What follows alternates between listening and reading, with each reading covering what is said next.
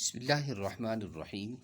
آج جو سوال ہم سے پوچھا گیا ہے وہ وطر کے بارے میں پوچھا گیا ہے، اور یہ پوچھ رہے ہیں کہ وطر کی کتنی رکعتیں ہیں اور اس میں قعدے کتنے ہوں گے، یعنی کتنی بار اس میں بیٹھا جائے گا۔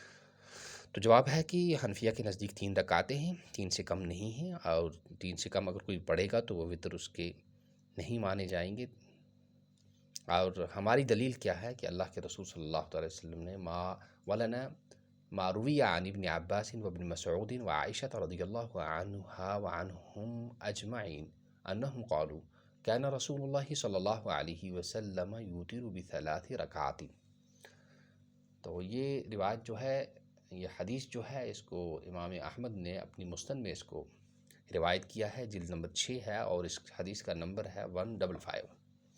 اور دوسری جو ہے نسائی شریف میں، سنن نسائی میں ہے، اور اس حدیث اس جلد نمبر 1 ہے، اور حدیث نمبر اس کا ہے 248، یعنی 248۔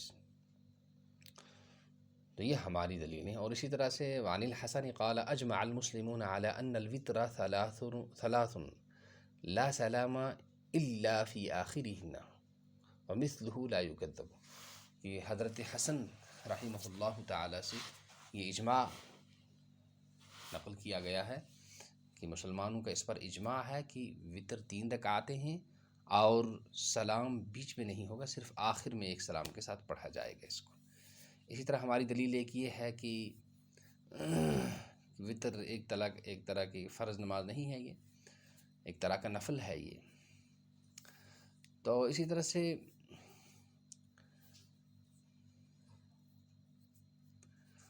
طرح سے نوافل جو ہیں اور فرائض کے علاوہ جو پڑھے جاتے ہیں وہ فرائض کے تابع ہوتے ہیں۔ تو جو تابع ہوگا وہ اس کا نظیر ہونا چاہیے، اسی کی طرح ہونا چاہیے۔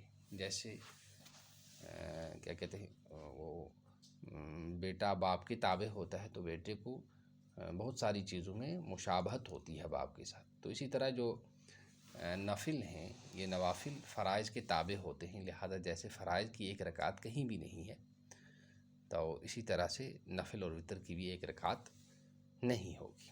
اور دوسری وہ حدیث بھی ہے جس پہ آپ صلی اللہ تعالیٰ علیہ وسلم نے فرمایا کہ وطر جو ہے وہ مغرب کی نماز کی طرح ہے، اور فرمایا کہ یہ وطر جو ہے یہ مغرب کی نماز جو ہے وہ دن کا وطر ہے، اور عشاء کے بعد پڑھے جانے والا جو وطر ہے وہ رات کا وطر ہے۔ تو یہ ہماری دلائل ہے۔ اب جو ہے جن روایتوں میں یہ آیا ہے، اور بہت سارے ائمہ کہتے بھی ہیں جو مرضی ہو وہ پڑھ لے، 1 پڑھ لے، 3 پڑھ لے، 5 پڑھ لے، 7 پڑھ لے، 9 پڑھ لے، یہ وہ کہتے ہیں۔ لیکن یہ وہ روایتیں ہیں جو ابتدا میں تھی، کہ ابتدا میں یہ آدمی کو ایک اختیار دیا گیا تھا، اس کے لیے یہ آپشن تھا، چاہے 1 پڑھ لے، چاہے 3 پڑھ لے، چاہے 7 پڑھ لے، چاہے 9 پڑھ لے۔ لیکن یہ جب تک تھا جب تک ابھی پورا فیصلہ نہیں ہوا تھا۔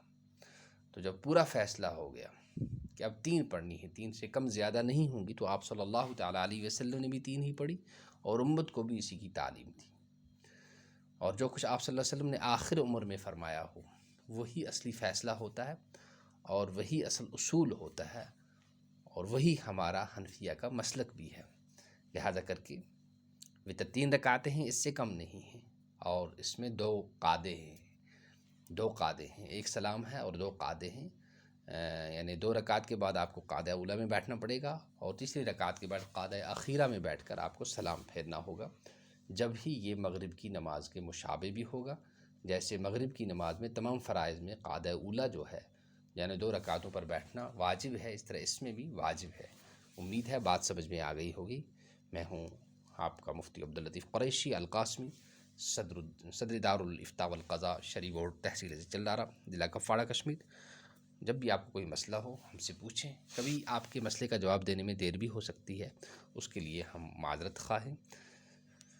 اس کی وجہ اپنی درسی مشغولیات بھی ہیں، اور پھر باقی بھی بہت ساری مشغولیات ہوتی ہیں، اور کتابوں کی چھان پھٹک، تحقیق و تدقیق، اس میں وقت لگتا ہے۔ بہرحال دیر آئے درست آئے، امید ہے آپ کو ہمارے اس جواب سے تشفی ہوئی ہوگی۔